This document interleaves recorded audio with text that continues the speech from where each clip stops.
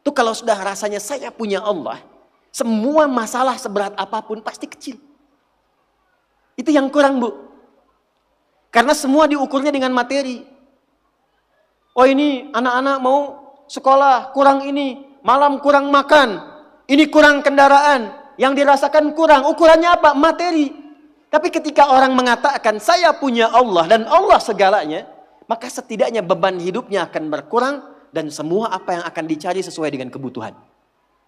Maka saya kembalikan, kenapa yang pertama yang dilatih adalah sholat dan itu mutlak bagi seorang perempuan.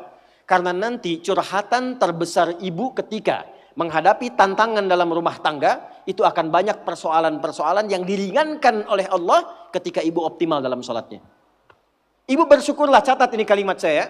Kalau ibu jaga sholat dengan baik, nanti saya tunjukkan yang pernah saya katakan minimal 40 rakaat saja. 40 rakaat. Kalau yang sholat fardu berapa? 17 ya. Subuh berapa? 2. Duhur 4, asar 4, maghrib, isya. Ingat rumusnya ya. Itu nomor telepon Allah, koneksinya 24434. Jumlah 17. Sisanya 23 di mana? 12-nya rawatib. Oke. 11-nya tahajud. Ibu jaga aja dulu ini yang 40 dan lihat apa yang terjadi setelah konsisten menunaikan itu. Sebulan aja dulu. Sebulan dulu. Lihat apa yang terjadi setelah itu. Ketika ibu menitipkan curhatnya kepada Allah, membangun konektivitas dengan anak dan suami serta keluarga yang linknya tersambung ke Allah, maka Allah akan berkenan menjaga di setiap keadaan tanpa celah sedikit pun. Demi Allah saya katakan, apresiasi tertinggi dari Allah kepada seorang perempuan yang telah berumah tangga, ternyata bukan profesi dunianya. Tapi ketika ibu bisa optimal menjadi seorang ibu dengan semua tugasnya. Kalau belum menikah jadi seorang anak dengan tugasnya. Kalau menikah belum punya anak jadi seorang istri dengan tugasnya. Nanti saya turutkan hadis-hadisnya. Jadi ibu itu ke surga, maaf ya, kalau nanti masuk dengan izin Allah misalnya, tingkat tertingginya itu bukan karena misalnya aktif mendampingi kegiatan di luar. Bukan karena aktif punya kegiatan banyak dengan teman-teman, bukan. Yang paling utama itu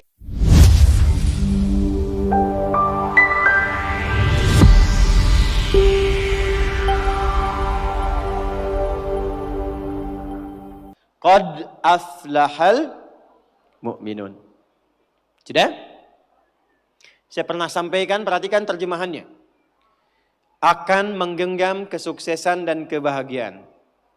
Setiap insan beriman itu. Jadi kalau kita sudah beriman, dan imannya digunakan untuk bersikap, bukan hanya dengan akal. Allah jamin, cepat atau lambat akan diantarkan pada kesuksesan dan kebahagiaan. Bukan hanya sukses ya, tapi kesuksesan yang membahagiakan.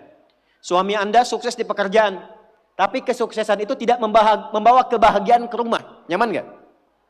Gak membawa ketenangan, nyaman gak? Pilih mana? Kaya tapi gelisah atau miskin tapi tenang? Kaya tapi tenang. Tetap ya pilih ketiga. Lihat baik-baik.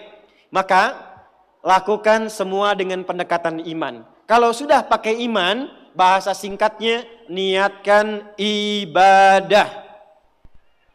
Jadi ibu tugas apapun, ya, Anda sebagai anak, sebagai istri, sebagai ibu dan ke atasnya, kalau berperan dalam kehidupan, kalau ada kalimat iman maksudnya niatkan ibadah karena Allah. Maaf dengan kalimat ini. Ibu merawat anak. Memandikan, menyekolahkan, menyayangi, memeluk sebelum tidur. Saya tanya, itu karena sayang, karena cinta, atau karena ibadah? Masa? Kalau ibadah itu pasti karena Allah. Kalau iman pasti karena Allah. Alladzina yu'minuna bil ghaib. Ini ada saya lihat anak-anak nih ya. Ibu tuh merawat, menggendong, mendidik dan sebagainya kepada anak karena sayang atau karena Allah? Apa standarnya? Standarnya ketika kita mengerjakan semua karena Allah, maka ukurannya semua yang dikerjakan akan dipastikan sesuai dengan ketentuan Allah. Di mana disekolahkan anak ibu? Jangan-jangan Anda mengatakan saya mendidik karena Allah, tapi Anda sekolahkan di tempat yang tidak pernah mengenal Allah. Di sekolahnya nggak ada pelajaran sholat, nggak ada baca Quran. Apa yang Anda berikan untuk anak Anda? Lihat pakaiannya. Katanya karena Allah, tapi dia menggunakan pakaian yang auratnya terbuka yang Allah nggak suka. Lihat mainannya.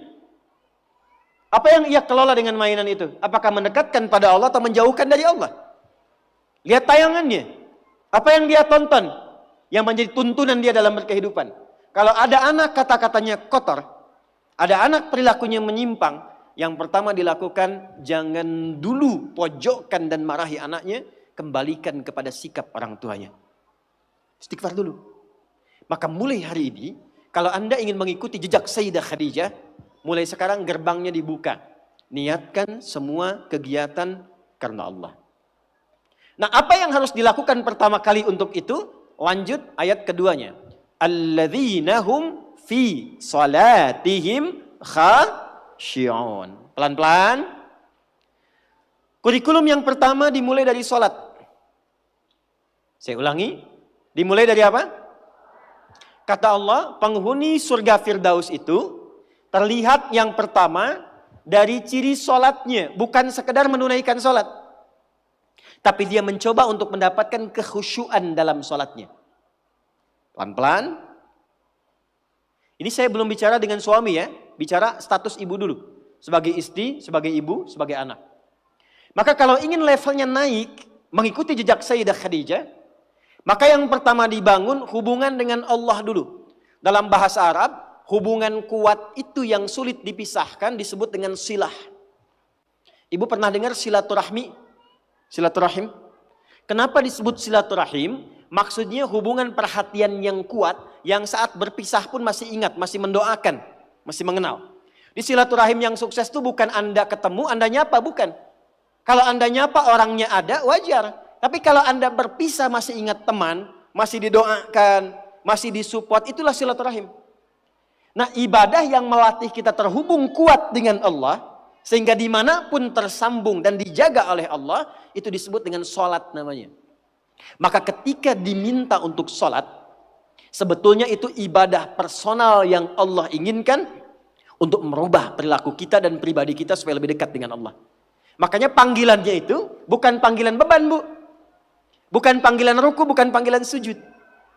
Coba dengarkan kalau orang yang sedang azan, muadzin itu sholat. Ya, azan, maaf, saat sedang mengumandangkan azan. Hayya 'alas shalah. Ayo salat. Setelah itu apa? Hayya 'alal falah. Ayo sukses, ayo bahagia. Falah itu kalau sudah digenggam jadi aflah. Orang yang menggenggam kesuksesan, kebahagiaan. Qad aflahal mu'minun. Orang beriman pasti menggenggam kesuksesan, kebahagiaan karena dia dekat dengan Allah. Punya Allah itu luar biasa. Saya kurang lebih sepekan lalu, saya ceramah di antara para dai-dai se-Indonesia dari 28 provinsi. Saya bilang teman-teman, yang kurang dari dai sekarang itu adalah rasa punya Allah. Sehingga dakwah yang disampaikan kadang-kadang terkontaminasi dengan materi dan duniawi. Pilih-pilih dalam berdakwah. Tidak optimal dalam menyampaikan ilmu. Timbangannya kadang-kadang materi. Karena apa? Yang kurang adalah rasa keyakinan bahwa saya punya Allah. Itu kalau sudah rasanya saya punya Allah, semua masalah seberat apapun pasti kecil. Itu yang kurang, Bu. Karena semua diukurnya dengan materi. Oh, ini anak-anak mau sekolah, kurang ini. Malam kurang makan. Ini kurang kendaraan. Yang dirasakan kurang, ukurannya apa? Materi. Tapi ketika orang mengatakan saya punya Allah dan Allah segalanya, maka setidaknya beban hidupnya akan berkurang dan semua apa yang akan dicari sesuai dengan kebutuhan. Maka saya kembalikan, kenapa yang pertama yang dilatih adalah sholat dan itu mutlak bagi seorang perempuan. Karena nanti curhatan terbesar ibu ketika menghadapi tantangan dalam rumah tangga, itu akan banyak persoalan-persoalan yang diringankan oleh Allah ketika ibu optimal dalam sholatnya. Contoh, tuliskan Quran surah ke-12 ayat 85. Ibu kenal Nabi Yakub? Saya bilang kenal, saya pulang. Nabi Yakub bapaknya siapa? Nabi Yusuf alaihissalam. Ibu masih ingat Nabi Yusuf punya berapa saudara? 12 ya? Baik. Beliau anak yang keberapa? Anak yang ke-11 dari ibu yang ketiga. Adiknya Bunyamin. Secara singkat, Nabi Yusuf kemudian oleh saudara-saudaranya punya persoalan. Lalu berpisah dengan keluarga. Tapi yang paling menarik adalah bagaimana ayahnya bisa memendam perasaan berpuluh tahun yang beliau memang tahu ini perilaku anaknya. Tapi itu bisa dipendam dan dicurhatkan sepenuh hatinya, dituangkan sepenuh jiwanya, itu bukan kepada manusia. Bahasa Qur'annya, innama ashku bathi wa huzni ilallah. Saya kalau punya masalah, kata Nabi Yakub, curhatnya itu ke Allah. Dan itu menjadi sanad curhat. Nanti kalau ada lagi belajar dengan saya, kita bikin judul fikih curhat. Itu ada di Quran. Jadi ketika Anda mencurhatkan, kata Nabi Yakub alaihissalam, saya itu kalau curhat langsung sama pemberi solusi. Setiap kali saya curhat, bukan hanya diberi solusi, tapi Allah beri jalan sampai mengangkat derajat. Apa yang dilakukan Nabi Yakub itu? Kapan beliau curhatnya? Saat sholat. Makanya semua nabi, semua rasul, bahkan Sayyidah Maryam itu punya mihrab untuk sholat. Nabi Musa sholat, Quran surah ke-20 ayat ke-14. Nabi Isa sholat, Quran surah ke-19 ayat 31 sampai 33. Nabi Ismail sholat, bahkan minta keluarganya sholat, Quran surah ke-19 ayat 55. Nabi Zakaria saat minta keturunan sama Allah, padahal kata medis gak mungkin punya keturunan. Itu curhatnya saat sholat. Quran surah ke-3 ayat 38 sampai 39. Nah, ibu jangan kira pekerjaan tugas di rumah tangga itu akan lebih ringan dibandingkan dengan laki-laki yang bekerja di luar rumah. Belum tentu. Belum tentu itu. Makanya amalan pertama yang dikuatkan, dibimbing oleh Nabi. Kenapa sholat? Karena setiap nanti ibu punya persoalan, maka Allah memberikan dua jalan. Imma memudahkan persoalannya sebelum diterima. Bukan gak punya masalah. Bu. Kalau dibanding ibu, masalah saya paling banyak. Karena masalah ibu pun dimintakan saya juga yang menyelesaikannya kan. Pertanyaan. Itu kalau kita jawab pakai, maaf sekali, pendekatan diri kita sendiri. Kemampuan, emosi, intelektual, capek. Apa yang menjadikan itu ringan? Bukan berarti gak punya masalah. Kadang-kadang Allah ringankan masalahnya sebelum dialaminya. Sehingga masalah yang serupa bagi orang berat, bagi dia ringan. Karena diringankan di awal. Ibu bersyukurlah, catat ini kalimat saya. Kalau ibu jaga sholat dengan baik, nanti saya tunjukkan yang pernah saya katakan minimal 40 rakaat saja. 40 rakaat. Kalau yang sholat fardu berapa? 17 ya. Subuh berapa? 2. Duhur 4, asar 4, maghrib, isya. Ingat rumusnya ya. Itu nomor telepon Allah, koneksinya 24434. Jumlah 17. Sisanya 23 di mana? 12-nya rawatib. Oke. 11-nya tahajud. Ibu jaga aja dulu ini yang 40 dan lihat apa yang terjadi setelah konsisten menunaikan itu. Sebulan aja dulu. Sebulan dulu. Lihat apa yang terjadi setelah itu. Maka nanti kalau sudah terkoneksi ke dalam jiwa, sudah enak sholatnya, itu yang disebut dengan khusyuk. Suasananya beda, Bu. Bukan ngejar selesai sholat, tapi menikmati setiap bacaan dan gerakan dalam sholat. Pernah nggak ada masa-masa ketika sholat enak gitu rukunya? Pernah nggak? Sujudnya nikmat, pernah begitu? Itulah khusyuk. Itu kalau ibu sedang mencapai titik itu kemudian sholat dan minta sesuatu, itu tidak ada sekat yang terhijab yang dikabulkan oleh Allah Subhanahu Wa Taala. Saya beri bocoran. Ada rahasia tapi ini di antara kita saja ya siang hari ini. Imam Al-Bukhari itu matanya buta, Bu. Dari usia 4 tahun. Usia 2 tahun ayah meninggal, usia 4 tahun matanya buta permanen. Secara medis gak mungkin sembuh.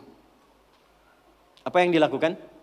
Singkat saja, Al-Bukhari kecil menghafal Quran, lalu datang ke ibunya, saya ingin belajar hadis. Kata ibunya, cukupkan dengan Quran dulu, nanti baru kemudian belajar hadis. Pulang berangkat datang ke kamarnya murajaah, ibunya melihat itu, langsung minta kepada Allah, masuk ke mihrabnya. Ini rahasia yang ingin saya sampaikan. Mihrab itu tempat khusus yang hanya digunakan untuk ibadah, khususnya sholat. Dan itu bisa mempercepat terkabulnya doa. Dalilnya Quran surah ketiga Ali Imran ayat 37. Paling kiri sebelah bawah di pojok. Mihrab. Bukan hanya di masjid, Bu. Makanya kenapa imam di masjid punya mihrab? Kan imam kalau ngimamin di mihrab kan? Karena imam yang mimpin doa. Kalau imamnya benar, bagus, di mihrab cepat terjawab. Nah, ibu tidak harus ke masjid. Di rumah bikin satu tempat. Kalau ada kamar bagus, kalau enggak ada pun bentangan sejadah aja. Saya dulu saat pulang pertama awal menikah, kita ngontrak dipetakan itu nikmat sekali. Ya, salah satu ibu jangan, saya tuh menikmati dimanapun kita tinggal. Saya awal menikah, Bu, dengan istri itu menikmati satu, ada kasur yang ukuran yang paling kecil apa ya? Yang kalau tidur cuma buat seorang gitu. Ada ya? Ya saya nggak hafal lah pokoknya itu ya. Jadi kalau saya pulang, kemudian istri saya bangun. Bu ya, tidur katanya. Ah, enggak, saya di lantai aja. Oh enggak katanya, saya gerah, saya yang di lantai. Tapi kami menyempatkan membuat satu hamparan sejadah untuk mihrab. Itu untuk berdoa aja, untuk sholat aja, dikhususkan untuk ibadah. Tidak ada satu pun yang diminta kecuali terjawab. Dan sampai sekarang kita nggak pernah membedakan di mana kita tinggal beraktivitas. Tapi dari ujung kepala sampai ujung kaki nyaris tidak pernah beli. Ini saya nggak beli, Bu. Ya, tapi kalau ada yang baru biasanya yang sudah ada saya lepas. Kemarin saya lepas satu, datang 2 peci. Ini nggak beli ini. Sampai ke bawah, sampai ke sendal tuh, nggak beli. Ini kacamata kalau ada model baru tiba-tiba datang, saya nggak tahu dari mana. Ujung kepala sampai ujung kaki. Itu mihrab. Yang mau saya katakan, ibu jangan lihat saya. Allah berikan kesempatan yang sama untuk semua hamba. Curhatkan di situ, ibunda Imam Al-Bukhari masuk ke mihrabnya, sholat 2 rakaat. Memohon kepada Allah supaya disembuhkan mata anaknya, berdoa sampai tertidur. Secara singkat begitu selesai sholatnya, tertidur dalam doanya, tiba kemudian anaknya mengalami sesuatu yang luar biasa, sedang murajaah surat Qaf, tiba-tiba terbuka matanya bisa melihat kembali. Jadi ketika ibu sholat dan punya mihrab, jangan dikira itu biasa.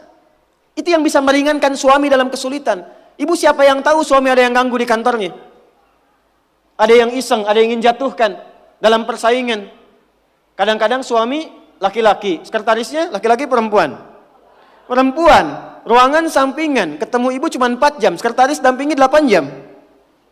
Itu kalau nggak punya filter dalam jiwanya, nggak ada burhan yang ibu titipkan lewat doa, itu nggak mudah. Dari mana ibu bisa pastikan proyek suami itu halal? Dari mana ibu bisa pastikan uang yang dibawa itu benar? Ibu bisa titipkan kepada Allah. Mintakan kebaikan kepada Allah supaya menjaga dalam kebaikan suami ketika bertugas. Itu bisa dilakukan dalam sholat. Ibu sekolahkan anak di SD misalnya. Ibu tungguin atau ibu tinggal? Ditinggal. Ibu yang mengandung 9 bulan. Ibu yang memberikan ASI hampir 2 tahun atau 2 tahun. Dididik di baik-baik, sehat, hafal juz amma sebelum sekolah. Tiba-tiba ibu titipkan di sekolah dengan lingkungan yang ibu belum bisa jamin. Jadi baik gak anaknya? Siapa yang bisa menjaga anak ibu? Kalau ibu jawab Allah, hubungan ibu dengan Allah baik gak? Demi Allah saya katakan betapa banyak seorang ibu yang sudah menyiapkan anaknya baik, tiba-tiba dia ke sekolah kok anaknya berubah. Kata-katanya jadi gak betul. Perilakunya jadi menyimpang. Susah diingatkan. Siapa yang bisa menjaga itu? Saya tunjukkan satu kisah yang luar biasa. Bu, kalau ada 10 rapat, 9 memilih A, yang 1 memilih B. Yang diikuti yang mana? Ini rapat ya. Ada rapat menentukan 2 pilihan. 9 memutuskan A, 1 memutuskan B. Pilih mana? A kan? Yang 9 ya.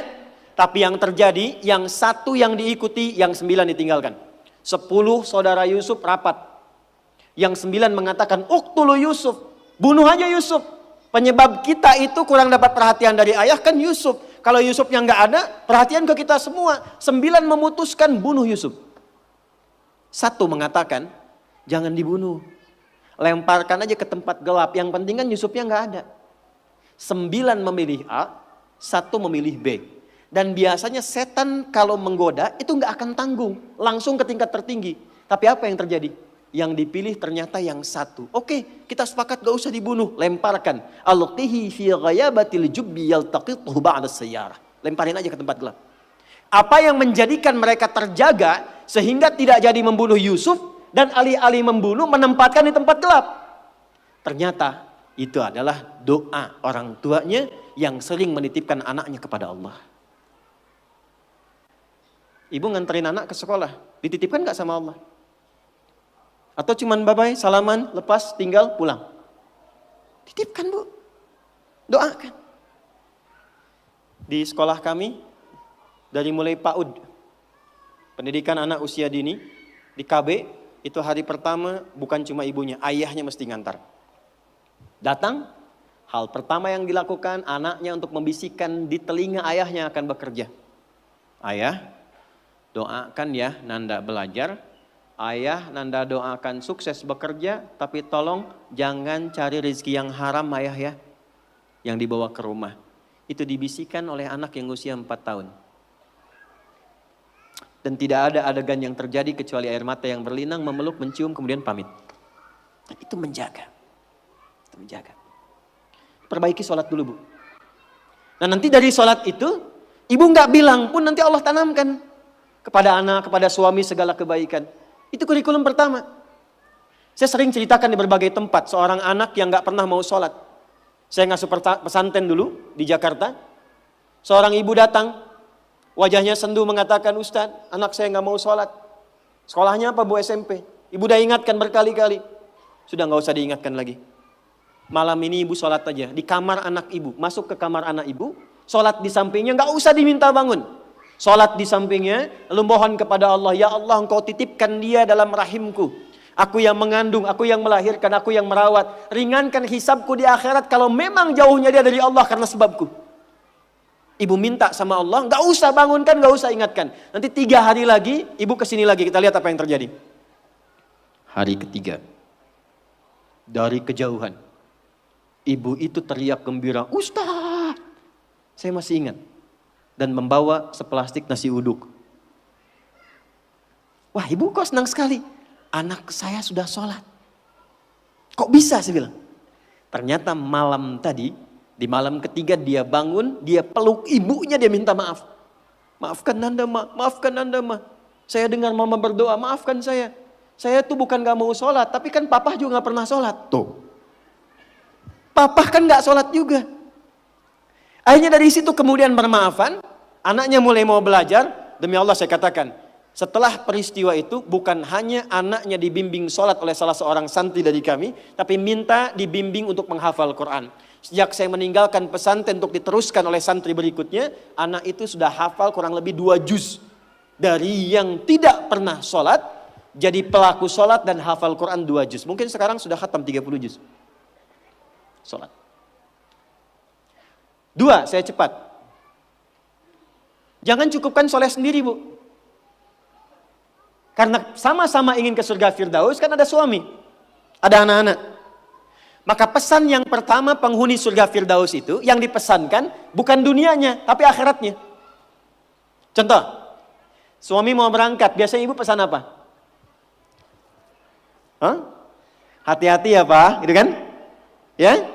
Sukses ya. Pernah nggak ibu bilang pertama kali yang disampaikan, ayah jangan lupa sholat ya? Pernah nggak? Tuh. Sekarang hari apa? Yang ke masjid siapa? Laki-laki perempuan? Yang ke masjid suami ibu, yang ke masjid laki-laki. Pernah nggak ibu siapkan pakaiannya? Pernah, bagus. Pernah nggak siapkan parfumnya?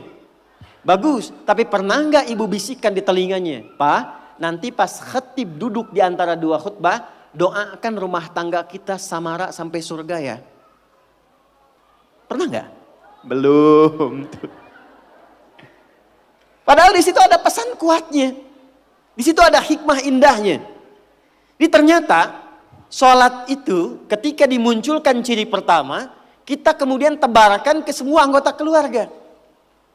Anak-anak yang di pesantren boleh angkat tangan. Siapa ibu yang anaknya di pesantren? Boleh angkat tangan? Oke, turun lagi. Suka nelpon kan ya? Nanya ya? Baik, yang pertama ditanya apanya? Apa kabar? Bekal cukup? Belajar bagaimana? Ya, baru jangan lupa sholat ya. Balik, telepon, sudah sholat belum? Akhiratnya dulu. Kan penghuni surga Firdaus. Sudah sholat belum? Sudah belajar, baru makan. Tutup di akhir, jangan lupa ranking 1 ya. Turunkan. Dan ini akan menjadi pembeda, Bu. Saya 97 masuk pesantren, ayah saya meninggal. Ibu apa adanya, kalau saya cerita kita berhenti takdim. Jadi saya agak percepat. Saya jaga komitmen sholat ini sampai satu ketika bekal habis. Mungkin ibu saya lihat ini. Karena ibu saya biasanya tak pernah meninggalkan saya live, pasti lihat. Bekal habis, saya lari ke wartel, saya telepon. Ma, bekalnya habis. Apa jawab ibu kami? Dan saya tahu itu nggak ada bekal. Kata ibu kami, sabar ya nak. Mungkin setelah ini Allah akan bantu, mungkin ada yang datang membantu dan seterusnya. Sabar dulu. Iya mah, tutup, bismillah, sabar. Itu nggak nunggu lama keluar dari wartel, datang paman ngasih uang saku untuk sebulan. Dan itu bukan 1-2 kali terjadi. Ketika ibu menitipkan curhatnya kepada Allah, membangun konektivitas dengan anak dan suami serta keluarga, yang linknya tersambung ke Allah, maka Allah akan berkenan menjaga di setiap keadaan tanpa celah sedikit pun. 2, agak cepat. Masih poin sholat dulu. Subuh jam berapa tadi?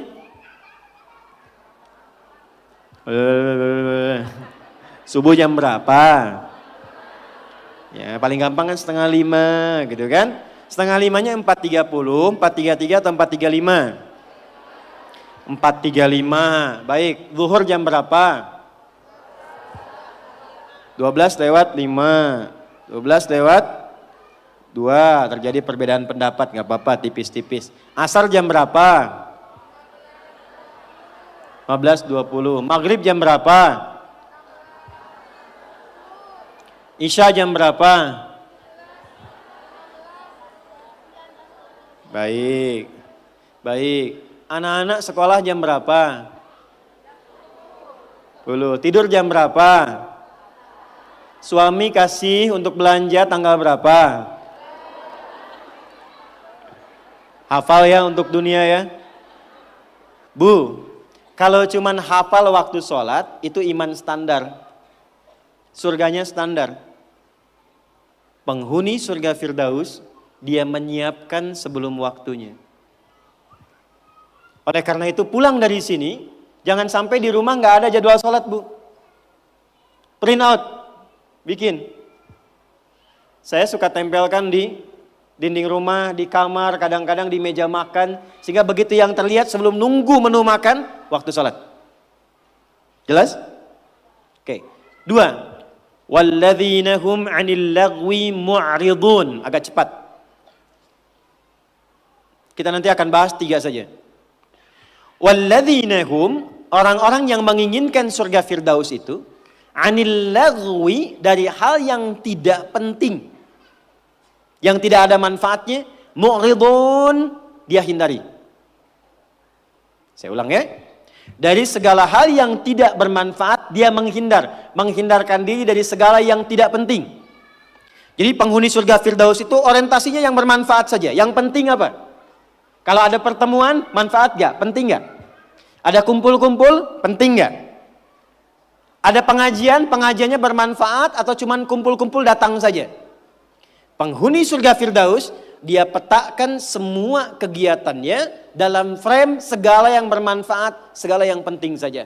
Sekarang mulai ibu evaluasi, bawa ke rumah. Dari ujung kepala sampai dengan ujung kaki. Mohon maaf sekali pelan-pelan. Mohon maaf sekali. Cek ya. Cek.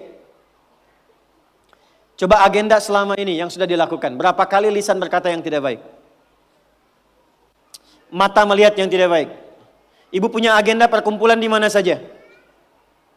Anak-anak ditempatkan di tempat ngumpul di mana saja? Cek evaluasi semua, termasuk aktivitas suami, kira-kira bermanfaat gak untuk kehidupan?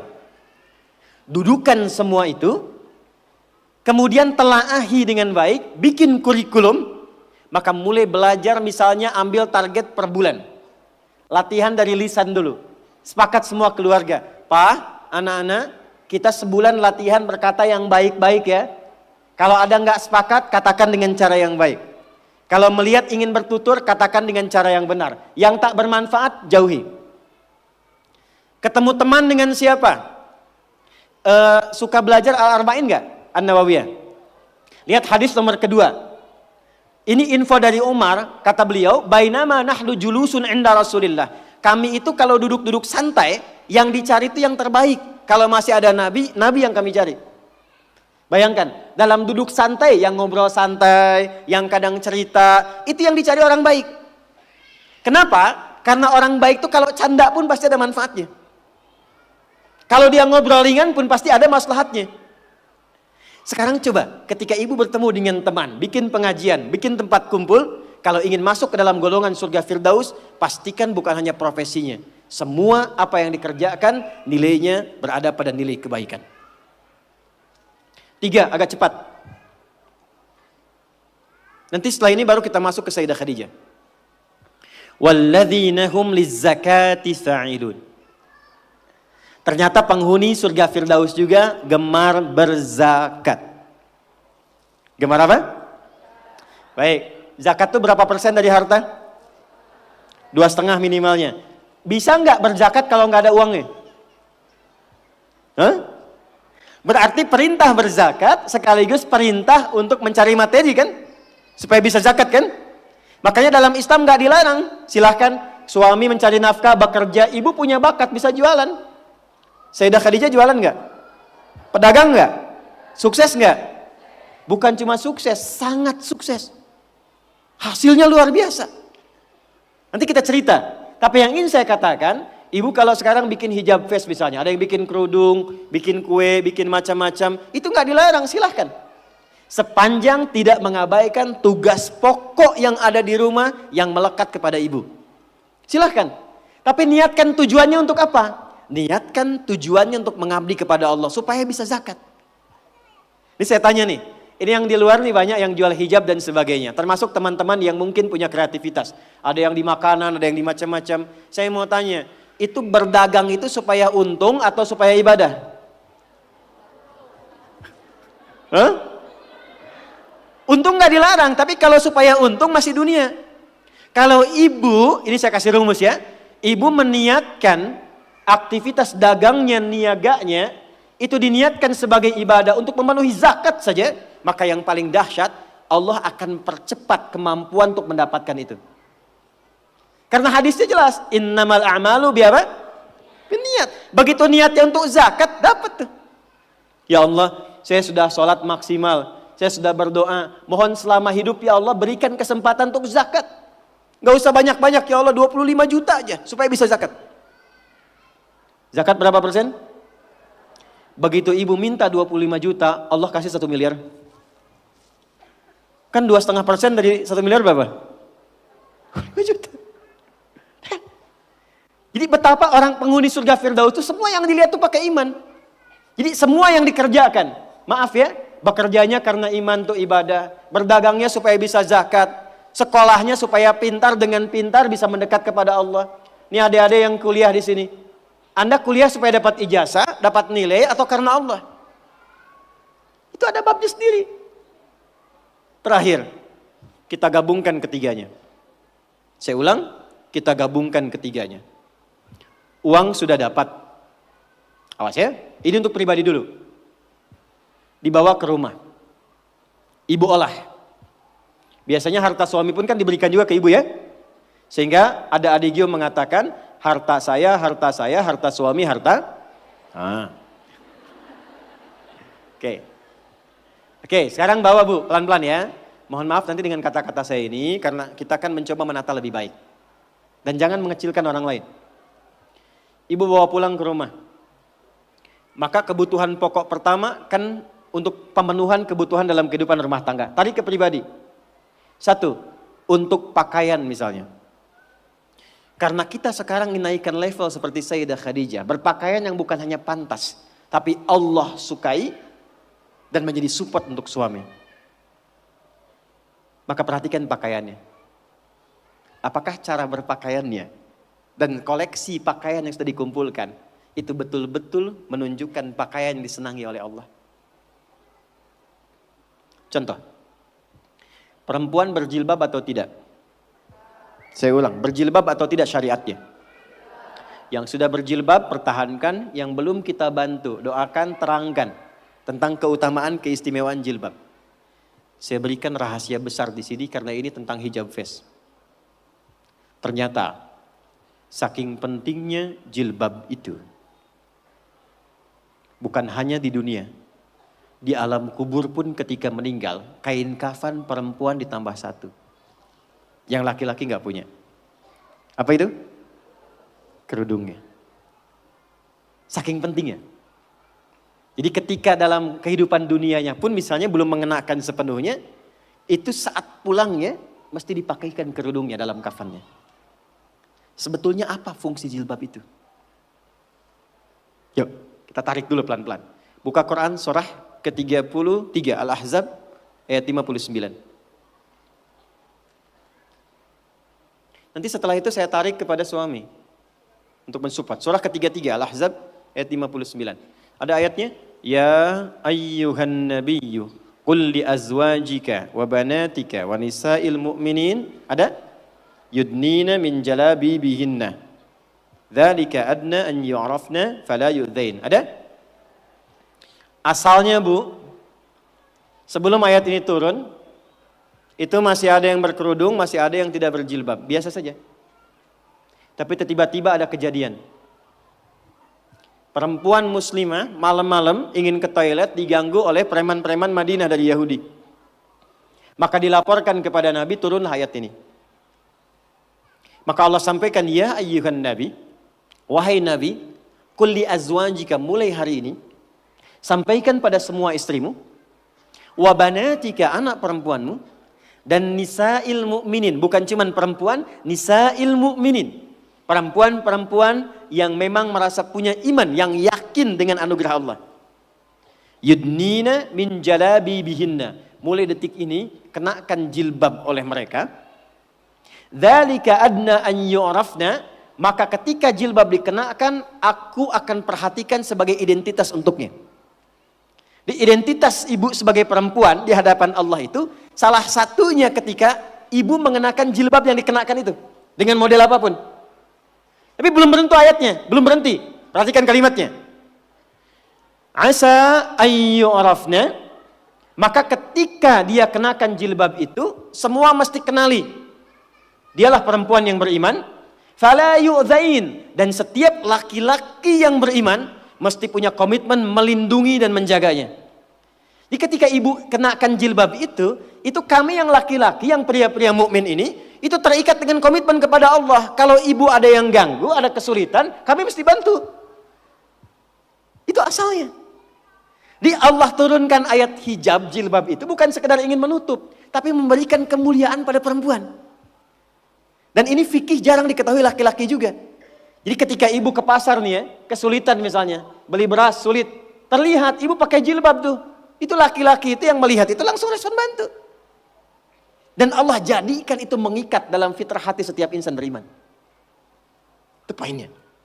Sekarang ingin saya katakan, ketika Allah memberikan hadiah yang sangat luar biasa dan mengistimewakan, diambil gak? Diambil gak?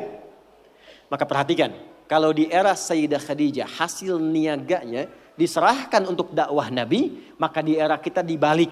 Apa yang dihasilkan oleh suami diolah oleh istri perempuan, ada pendapatan dari istri dikumpulkan, coba dari situ kreasikan untuk membeli atau mendapatkan sesuatu yang Allah sukai. Punya anak perempuan, apa yang Allah sukai dari perempuan ini? Ibu kalau nggak percaya silakan ya, kasih makanan yang halal, kasih pakaian yang paling benar, nanti cek, masukkan dia ke sekolah Quran. Demi Allah saya katakan, tidak tunggu lama dia akan cepat mendapatkan hafalan Qurannya. Karena ibu menyiapkan dia untuk mendapatkan kalam Allah dengan penampilan yang Allah sukai. Jelas? Oke. 4, sekarang kita masuk kurikulumnya.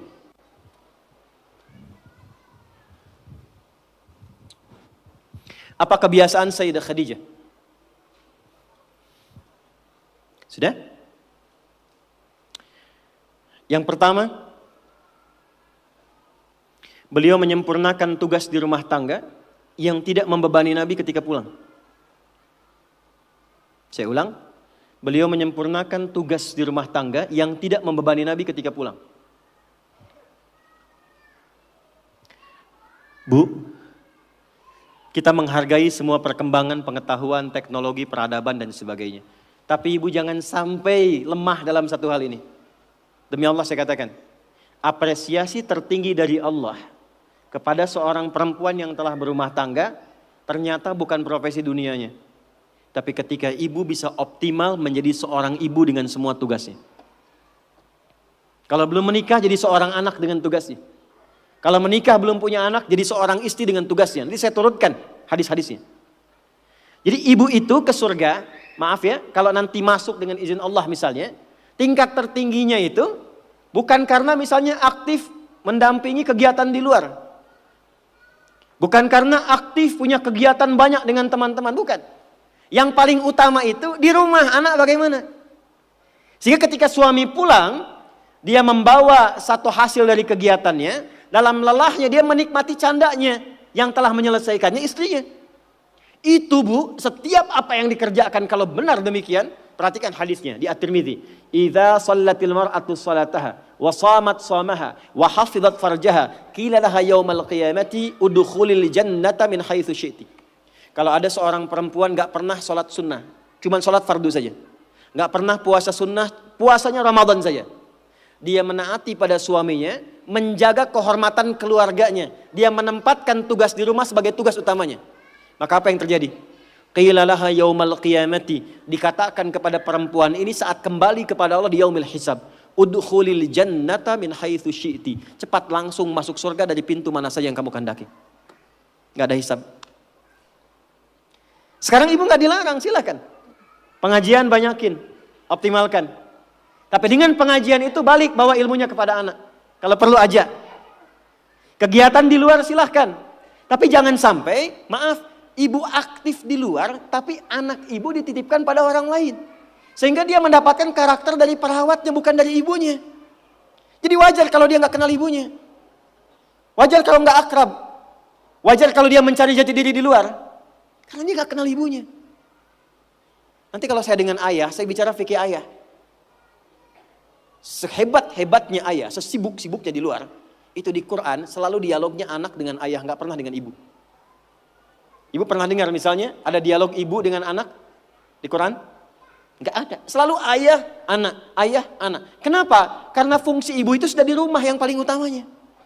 Maksud fungsi di rumah itu adalah capaian dengan anaknya optimal, kasih sayangnya, curhatnya diterima, perawatannya, candanya. Kenapa banyak dialog dengan ayah di Quran? Karena ayah kesibukan banyak di luar, jangan sampai karena sibuknya itu lupa dengan keluarga di rumah.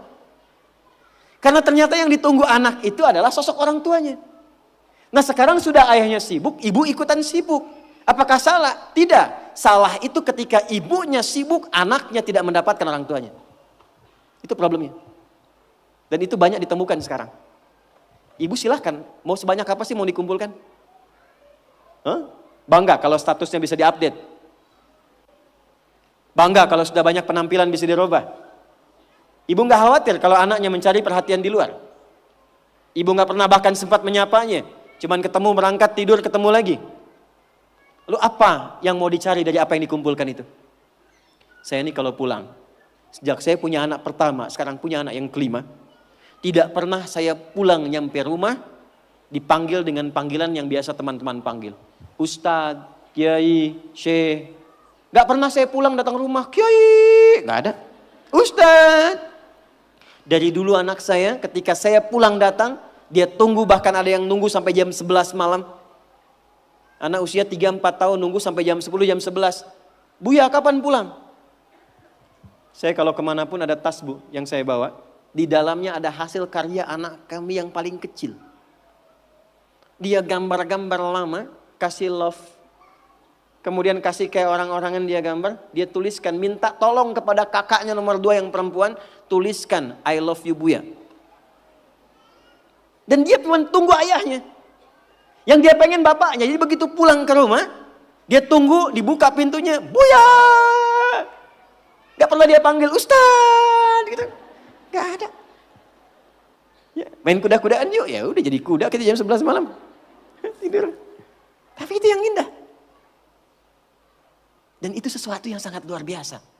Nah, Sayyidah Khadijah itu sebelum Nabi pulang itu sudah khatam. Makanya kita belum pernah dengar kan kisah cerita Fatimah merewelkan Nabi.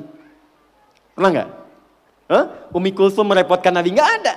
Dan selalu silent kisahnya. Pulang ke rumah itu selalu kisah di rumah itu tenang. Nggak ada satupun bab problem rumah tangga Nabi dengan anak. Nggak ada. Siapa perannya? Sayyidah Khadijah, karena beliau mengerti optimalnya harus dari beliau. Sehingga ketika suami pulang nggak ada diskusi beban lagi yang bertambah untuknya. Silahkan punya aktivitas di luar rumah. Tapi ibu akan dimuliakan sebagai seorang ibu, anak dan istri ketika pulang kembali ke akhirat kelak. Itu satu. Dua, saya agak cepat sekali.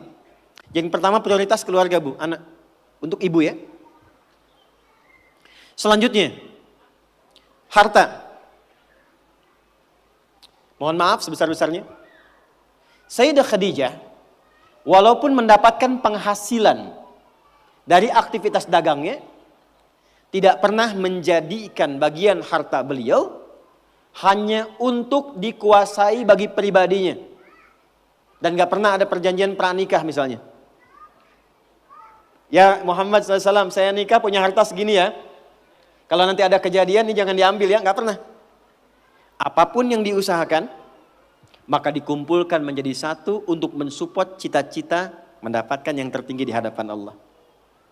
Ibu apapun yang didapatkan kalau punya penghasilan, pendapatan dan sebagainya, dudukan jadi satu sebagai harta keluarga bersama. Rumuskan untuk anak-anak. Anak pertama mau kemana? Bikin tabungan, bikin persiapan. Anak kedua seperti apa? Anak ketiga bagaimana? Bicara dengan suami. Maka ini diantara ciri yang pernah diajarkan oleh Sayyidah Khadijah. Sekalipun dagangannya cukup banyak, tapi semua yang dihasilkan untuk mensupport kegiatan yang diarahkan pada tujuan yang sama. Surga. Jelas? Oke, yang terakhir. Ini saya pun mengakui saya agak kurang di sini. Sehingga kalau istri saya lihat juga, insya Allah nggak akan protes. Meluangkan waktu untuk diskusi. Bicara ngobrol. Saya ulang ya. Meluangkan waktu untuk diskusi, bicara, ngobrol yang saling menguatkan, bukan mengungkit kekurangan. Tuh. Nabi Muhammad sibuk gak? Sibuk gak? Banyak tantangan gak? Tapi ketika pulang ke rumah, ngobrolnya itu dengan Sayyidah Khadijah selalu yang baik-baik, yang romantis, yang saling menguatkan. Gak pernah ada satupun kalimat tercatat di dalam lisan Sayyidah Khadijah. Kenapa sih begitu sibuk? Datang ke rumah cuma bawa masalah. Kenapa sih gak punya waktu? Kenapa sih banyak kegiatan di luar? Tapi ketika pulang ke rumah, aku selalu mendukungmu. Nabi mengatakan kegiatanku ini dan ini. Aku akan berangkat ke sini menemui si fulan. Baiklah. Siapkan, optimalkan, Allah pasti melindungi. Sehingga semua kegiatan, beban yang dirasakan, itu ketika berangkat gak sendirian. Jadi beliau pun dalam sendirian pun merasakan aura-aura Sayyidah Khadijah. Mau berangkat kerja, merasakan pesan dari istri. Pulang dari situ, ditinggal pun istri merasakan pesan dari suami. Ini yang harus dioptimalkan. Dan ibu, apa yang terjadi? Ketika dimanapun suami beraktivitas dengan pola seperti ini, maka Allah menjaga ikatan pertalian rumah tangganya sehingga dijaga dari sifat-sifat rentan yang kemungkinan bergeser atau menodai kehidupan rumah tangganya. Maaf, ini bahasanya agak halus ya. Jadi kalau ada godaan dari pihak lain itu tidak mudah untuk mendapatinya karena kalimat istri sudah sampai pada jiwanya. Sepeninggal beliau pun ketika Sayyidah Khadijah meninggal, itu kemimpinya terbawa. Karena kenapa? Dialognya nyambung. Khadijah, Khadijah, Khadijah. Kebawa.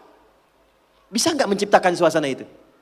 Jadi kalau kita simpulkan satu, tingkatkan hubungan dengan Allah lewat skema sholat dengan baik. Yang kedua, jadi ibu yang paripurna yang memperhatikan keadaan anak, keluarga dengan sempurna. Sekalipun ada aktivitas di luar, pastikan yang di dalam baik dulu. Yang ketiga, pintu dialog yang dibuka untuk saling menguatkan dengan pasangan. Itu terjaga, itu optimal, istiqomah aja Bu 3 itu sampai dengan meninggal. Maka silahkan tunggu panggilan pulang. Ya ayyatuhan nafsul mutmainnah. Irji'i ila rabbiki radiyatan mardiyah. Fadkhuli fi ibadi. Wadkhuli jannati. Baik, saya akhiri ke ujungnya. Saya berikan waktu nanti 10 menit kalau ada yang ingin bertanya apa saja. Karena ini saya terakhir kali untuk membimbing di sini. Ya, saya harus berikan pernyataan bahwa mohon izin mungkin ini bagian terakhir dari ta'lim saya pada ibu semuanya, dan besok saya akan berangkat ke Jepang membuka sekolah di sana, ya, dan di sini mungkin ini bagian terakhir kita akan berjumpa sebelum Ramadan. Nanti setelah Ramadan kita tata lagi ya. Nah. Sebelum Ramadan, betul kan? Ya, Ramadan tanggal berapa nanti? 1. Kalau 23 batal 22 hari. Tanggal 1 Ramadan. Nah, pelan-pelan ya. Ramadan gunakan dengan baik kurikulumnya untuk menerapkan apa yang tadi disampaikan. Jadi saya tidak ingin pulang dari sini lupa dengan sholat. Ya. Yang kedua, maaf. Pulang cek lagi ya. Pakaian, harta dan sebagainya. Itu saling menguatkan.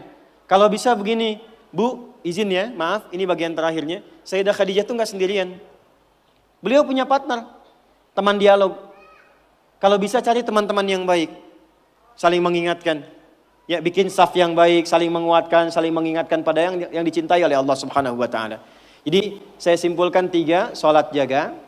Yang kedua, kondisi di rumah dijaga dengan baik.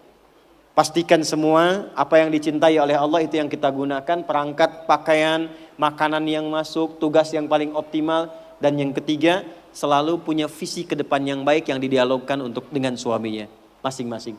Maaf, ibu sekarang yang punya anak-anak, segera siapkan anak itu ke depan mau jadi apa. Ibu yang rencanakan itu Sayyidah Khadijah begitu. Ya, ini si anak nomor 1 ahli apa, kedua apa, ketiga apa, dialog dengan suami, terangkan kepada anak, ajak jalan ke tempat-tempat itu untuk motivasi. Itu poinnya. Kalau ini dilakukan sampai akhir kehidupan, mudah-mudahan dalam nuansa yang singkat ini Allah berikan keberkahan pada kita semua insyaallah. Baik, paham? Jelas? Ada pertanyaan silakan. Cepat saja, 1. Ya, boleh 1 dulu, silakan. Cepat saja. Boleh pinjam mic-nya? Ya, 1. Boleh terkait dengan tema atau di luar topik, boleh dengan cepat. Bismillahirrahmanirrahim. Izin bertanya Ustadz, Okay. Terkait seorang muslimah yang memang dia belum menikah, nah ingin menjaga ifah dan izahnya Ustadz, terus melihat juga zaman sekarang yang semakin canggih, maju melesat dengan cepat, sehingga emang kadang susah gitu mengimbangi, apalagi seorang muslimah yang sering dia teh ke bawah-bawah dengan lingkungannya yang nggak baik gitu. Ustaz, bagaimana cara mengimbangi kita agar di samping kita bisa menjaga ifah dan izah, kita juga dapat melatih kreativitas kita untuk mengikuti perkembangan zaman. Ustaz, terima kasih.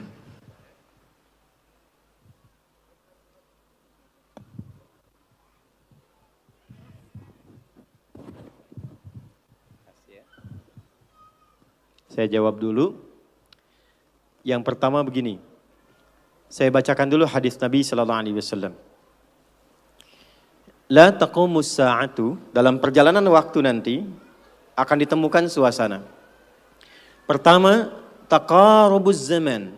Waktu semakin cepat berlalu. Jadi setahun kayak sebulan, sebulan kayak sepekan, sepekan kayak sehari, dan sehari cepat sekali sekilatan waktu. Terasa nggak sekarang? Kayaknya baru kemarin, sekarang ketemu lagi kan? Oke, teruskan. Taqarubul aswaq, pasar mudah diakses. Terjadi percepatan digitalisasi. Dulu berangkat ke pasar pakai angkot, gitu kan? Kemudian turun, beli sesuatu. Sekarang klik, datang ya. Di masa-masa itu akan terjadi seperti apa yang Anda sampaikan. Kata Nabi, tantashirul fitan, godaannya makin banyak. Fitan itu jama' dari fitnah. Dari pergaulan, dari perpecahan, dari hoax, dari polarisasi, yantashirul kadzib, banyak manipulasi. Maka dalam suasana itu apa yang Nabi bimbing kepada kita untuk menjaga dalam kebaikan? 1, pilih teman-teman terbaik. Suhbatus salihin. Kalau di perempuan, suhbatus salihat. Pertama bagaimana? Misal, lihat apa yang sekarang porsinya kita kerjakan. Anda sebagai mahasiswi misalnya, ketika berangkat cari teman-teman yang baik, yang kira-kira mendekatkan kepada Allah. Pintar, saleh, baik, bisa punya visi yang sama-sama yang baik. Sehingga apa dengan teman-teman yang baik ini? Maka jika kumpulannya ada, minimal dia akan saling menjaga.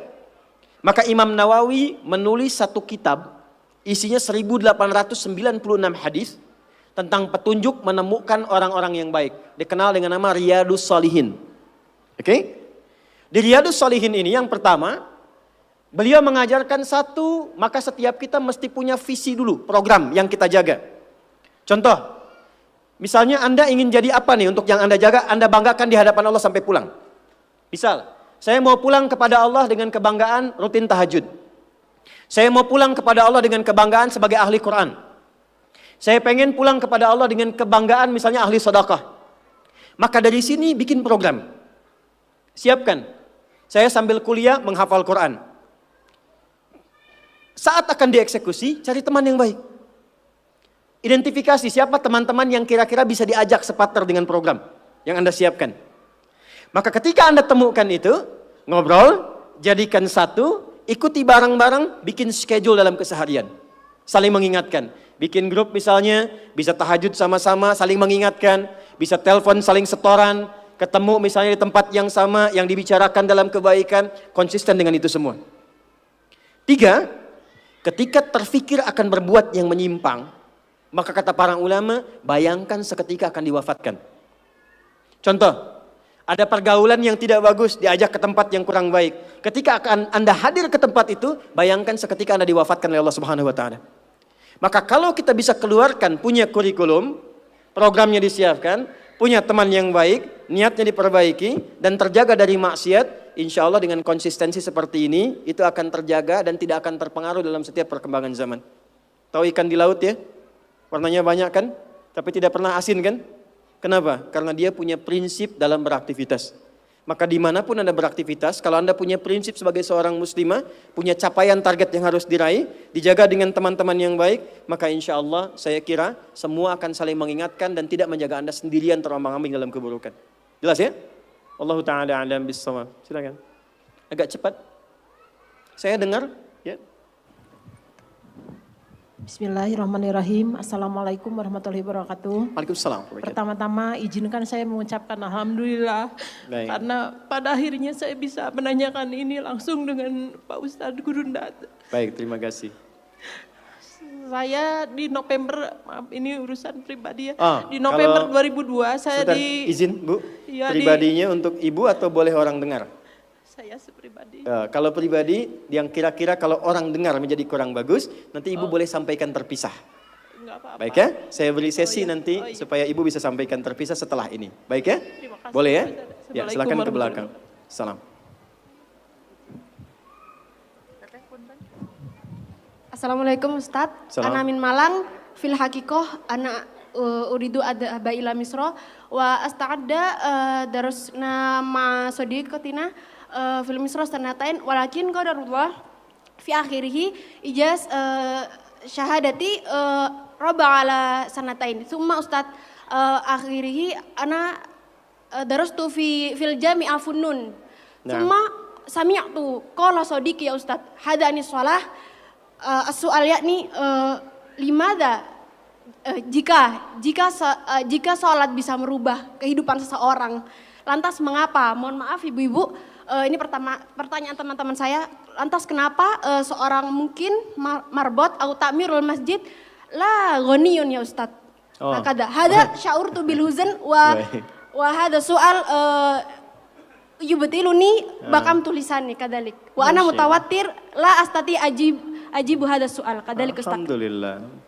طيب بعد من كنا تريدنا أن تسألنا باللغة العربية فلا بأس. Syukran Ustaz. عفوا. So you can ask me with any languages that you want to speak. If you want to ask with English, okay, inshallah. Even in Arabic, inshallah, I will answer. Even in Japanese, watashi wa Indonesiano ari desu. Even in France, bonjour, comment ça va? Ça va bien. Even in Tagalog, kumusta ka mabuti? Even in Bangladeshi, kamu naso baluashi. Ini beliau tanya, singkatnya begini. Ya, saya senang belajar bahasa. Jadi saya kalau mau dakwah ke negara itu tertentu, saya pelajari bahasanya. Jadi saya mau ke Jepang, saya belajar bahasa Jepang. Ya, saya mau ke Eropa, saya pelajari. Ini teman kita, adik kita bertanya, kenapa marbot masjid itu nggak kaya? Kalau memang Islam itu datang untuk merubah kehidupan seseorang. Pertanyaannya yang mau dirubah itu apanya? Karena mindset seseorang berpikir, kalau berubah itu selalu penampilan materi. Sedangkan Islam itu datang bukan untuk merubah materi. Tapi mempercepat dan memberikan keberkahan pada tujuan berkehidupan. Perhatikan baik-baik, ada 4 pilihan dalam berkehidupan. Silahkan gunakan. 1 dengan kedudukan, 2 dengan harta, 3 dengan ilmu, 4 dengan tenaga. Dan itu ada babnya. Kalau Anda ingin dengan kedudukan, jangan tanggung yang paling tinggi. Cita-cita diplomat jadi menlu sekalian. Cita-cita di birokrasi jadi presiden sekalian. Ya, jangan tanggung, jadi yang paling tinggi. Nanti ada babnya, ada fikihnya. Ya, namanya Kitabul Imarah namanya. Kitab ke-33 di Sahih Muslim. Ada 54 topik. Topik ke-33-nya adalah tentang tata kelola negara. Kalau ingin kaya, jangan tanggung. Raih tingkat ketiga sekalian. Tingkat pertama tuh kaya, kedua kaya banget, ketiga kebangetan kayanya. Dan semua sahabat dapat level itu. Nanti ada kurikulumnya di Al-Bukhari, Kitabul Buyu', kitab tentang tata kelola niaga. Tidak pernah ada sahabat Nabi, kemudian tabi'in dan generasi setelah itu, yang mengamalkan bisnis dengan metode itu, tidak pernah mereka berdagang dan kembali modal. Nggak ada. Mereka selalu kembali untung. Nggak ada dagang kembali modal, kembali untung. Abdurrahman bin Auf, Utsman bin Affan. Yang pertama tadi Amr bin As, Umar bin Khattab dan sebagainya. 3, ilmu. Ilmu jangan tanggung, jadi pakar di bidangnya. Utsman lihat, oke, yang di birokrasi Amr, saya di harta. Tapi Ali melihat, Utsman sudah ngambil harta. Amr sudah ngambil kedudukan, saya pilih ilmu, passion saya di ilmu. Maka yang diperdalam ngaji. Abu Hurairah ikut, Salman ikut. Jadi kebanggaannya itu bukan ketika kaya, tapi ketika dia punya ilmu yang bertambah. Dan itu yang dia bawa bekalnya menghadap Allah. Kemudian yang paling menarik, ilmu sudah diambil oleh Ali bin Abi Thalib, Abu Hurairah. Harta diambil passionnya oleh Utsman. Kedudukan diambil oleh siapa? Umar bin Khattab. Ya, kemudian Amr bin As. Maka Bilal melihat, dari 4 ini tinggal 1, tenaga. Maka beliau dedikasikan hidupnya untuk mencari ridha Allah yang merubah hidupnya dengan tenaganya. Dengan tenaganya, maka yang dipakai azan. Allahu Akbar, Allahu Akbar. Selesai azan, Nabi langsung komen. Bilal langsung like, sahabat langsung share. Dan kita subscribe sekarang. Apa komen Nabi? Aku dengar suara terumpah kaki Bilal di surga.